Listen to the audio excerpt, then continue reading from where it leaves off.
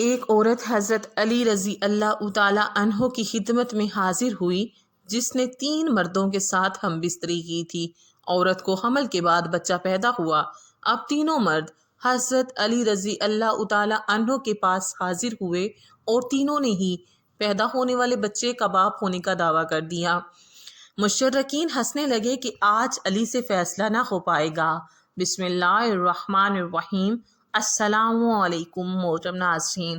ابن سعد میں ہے کہ ایک موقع پر خود حضرت علی رضی اللہ تعالی عنہ نے اس کا اظہار فرمایا کہ میں ہر آیت کے متعلق بتا سکتا ہوں کہ یہ کہاں اور کیوں اور کس کے حق میں نازل ہوئی، اور صحابہ میں حضرت ابن عباس رضی اللہ تعالی عنہ کے سوا اس کمال میں آپ کا کوئی شریک نہیں۔ چنانچہ ان تمام تفسیروں میں فن کا مدار روایتوں پر ہے۔ مثلا ابن جزیر طبری، ابن ابی حاتم اور ابن کثیر وغیرہ میں بکثرت آپ کی روایات سے آیات کی تفسیر مقتول ہیں۔ ابن سعد میں ہے کہ آپ نے حضور صلی اللہ علیہ وآلہ وسلم کی وفات کے 6 مہینے تک جو گوشہ نشینی اختیار کی، اس میں آپ رضی اللہ تعالی عنہ نے قرآن مجید کی تمام صورتوں کو نزول کی ترتیب سے مرتب کیا تھا۔ ابن ندیم نے کتاب الفہرست میں صورتوں کی اس ترتیب کو نقل کیا ہے۔ جناب حضرت علی المرتضیٰ رضی اللہ تعالی عنہ نے بچپن سے لے کر وفات نبوی صلی اللہ علیہ وآلہ وسلم تک 30 سال حضور کی خدمت اور رفاقت میں بسر کیے، اس لیے آپ اسلام کے احکام و فرائض اور ارشادات نبوی کے بہت بڑے عالم تھے۔ پھر تمام صحابہ میں وفات نبوی کے بعد سب سے زیادہ آپ رضی اللہ تعالی عنہ نے عمر پائی۔ حضور صلی اللہ علیہ وآلہ وسلم کے بعد تقریباً 30 برس تک ارشادات و افادات کی مسند پر جلوہ گر رہے۔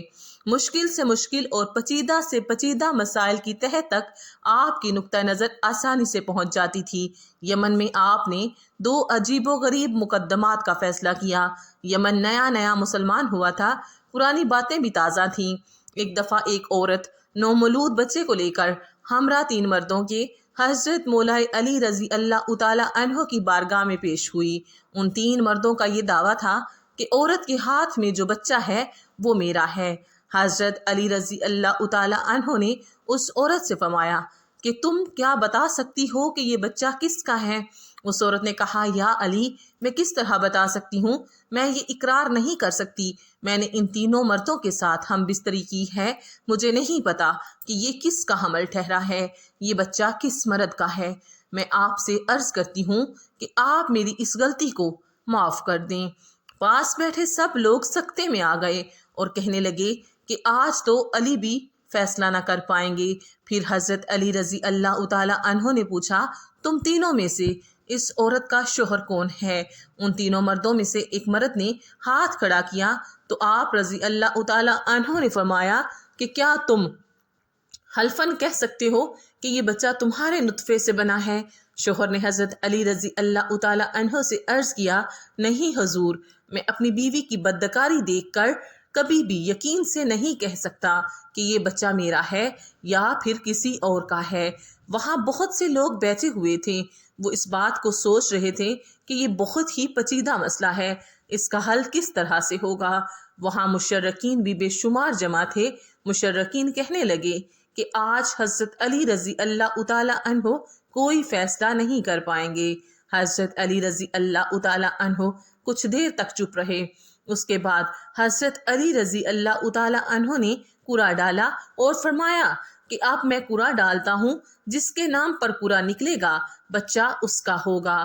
حضرت علی رضی اللہ تعالی عنہ نے 3 ٹکڑے کاغذ کے لیے اور تینوں پر ایک ایک مرد کا نام لکھ دیا، پھر اس کو چھپا کر سامنے کیا گیا۔ ایسا کئی بار کیا گیا، جب بھی قرعہ نکلتا تو ایک ہی مرد کا نام نکلتا۔ اس مرد کو اس لڑکے کا باپ تصور کیا گیا۔ لڑکے کو غلام سمجھ کر اس کی قیمت لگائی گئی اور قیمت کے 3 حصے کیے گئے۔ جس کے حصے میں قرعہ نکلا تھا اس شخص سے اس کی قیمت کے 2 حصے وصول کر کے باقی دونوں مردوں کو دے دیے گئے۔ سبحان اللہ۔ جب یہ بات حضرت محمد صلی اللہ علیہ وآلہ وسلم تک پہنچی تو حضرت محمد صلی اللہ علیہ وآلہ وسلم نے بھی فرمایا کہ اگر یہ مسئلہ میرے پاس آتا تو میں بھی اس مسئلے کا حل اسی طرح کرتا جس طرح حضرت علی رضی اللہ تعالیٰ عنہ نے حل کیا ہے۔ ایک روایت میں اس طرح بیان کیا گیا ہے کہ حضرت عمر فاروق رضی اللہ تعالیٰ عنہ کے زمانہ میں قدامہ بن مظعون نے شراب پی تو حضرت عمر نے اس پر حد جاری کرنے کا حکم دیا۔ قدامہ نے کہا کہ مجھ پر کوئی حد نہیں ہے، کیونکہ اللہ تعالیٰ کا فرمان ہے کہ ایمان لانے والوں اور عمل کرنے والوں پر کوئی حرج نہیں ہے۔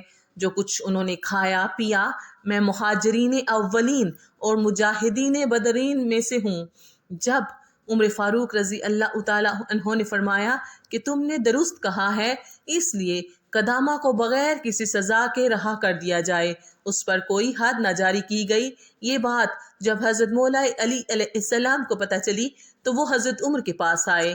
حضرت علی رضی اللہ تعالیٰ عنہ نے حضرت عمر کو کہا کہ قدامہ پر کوئی حد جاری کیوں نہیں کی گئی، قدامہ کو رہا کیوں کیا؟ حضرت عمر فاروق رضی اللہ تعالیٰ عنہ نے سارا ماجرا سنایا۔ حضرت علی رضی اللہ تعالیٰ عنہ نے کہا قدامہ اس آیت کا اہل نہیں ہے۔ وہ قدامہ جو حرام کی راہ پر چل کر اور حرام کام کا مرتکب ہوا، اس بات میں تو کوئی شک نہیں ہے کہ یہ شخص خدا اور رسول پر ایمان لایا اور نیک کام بھی کیے، البتہ یہ لوگ خدا کی حرام کردہ چیزوں کو حلال نہیں کر سکتے۔ پس قدامہ جو الفاظ کہہ چکا ہے اس کی توبہ کرنی چاہیے۔ حضرت علی رضی اللہ تعالیٰ عنہ نے فرمایا کہ اگر قدامہ توبہ کرتا ہے تو اس پر حد جاری کی جائے، اگر قدامہ توبہ نہ کرے تو اس کو قتل کر دیا جائے، کیونکہ وہ ملت اسلام سے خارج ہو گیا ہے۔ حضرت عمر رضی اللہ تعالیٰ عنہ سمجھ گئے تھے کہ قدامہ کو چھوڑ کر غلطی کی ہے اور قدامہ کو کہا کہ تم توبہ کرو۔ قدامہ یہ بات اچھے طریقے سے سمجھ گیا تھا کہ میرے بارے میں شرعی سزا کیا ہے۔ قدامہ نے توبہ کی تو اس کی قتل کی سزا تو معاف ہو گئی، تو اب قدامہ پر حد کا مسئلہ باقی تھا۔ حضرت عمر فاروق رضی اللہ تعالیٰ عنہ نے حضرت علی رضی اللہ تعالیٰ عنہ سے پوچھا کہ آپ مشورہ دیجئے کہ قدامہ پر کس طرح حد جاری کرنی چاہیے۔ حضرت علی رضی اللہ تعالیٰ عنہ نے فرمایا کہ قدامہ کو 80 کوڑے مارے جائیں، کیونکہ جو بھی شرابی نشہ کرتا ہے تو وہ مست ہو کر بہکی بہکی باتیں کرنا شروع کر دیتا ہے۔ حضرت علی رضی اللہ تعالیٰ عنہ کے کہنے پر قدامہ کو 80 کوڑے مارے گئے۔ محترم ناظرین، ایسی کئی احادیث سے ثابت ہوتا ہے کہ حضرت علی رضی اللہ تعالیٰ عنہ کو اللہ تعالیٰ کی طرف سے یہ کمال عطا کیا گیا، بلا شبہ وہ ہر بات کا علم رکھتے تھے۔ سبحان اللہ۔ آخر میں اللہ رب العزت سے یہی دعا ہے کہ اللہ پاک آپ سب کو اپنی حفظ و امان میں رکھے اور نیک اعمال کرنے کی توفیق عطا فرمائے۔ آمین ثم آمین یا رب العالمین۔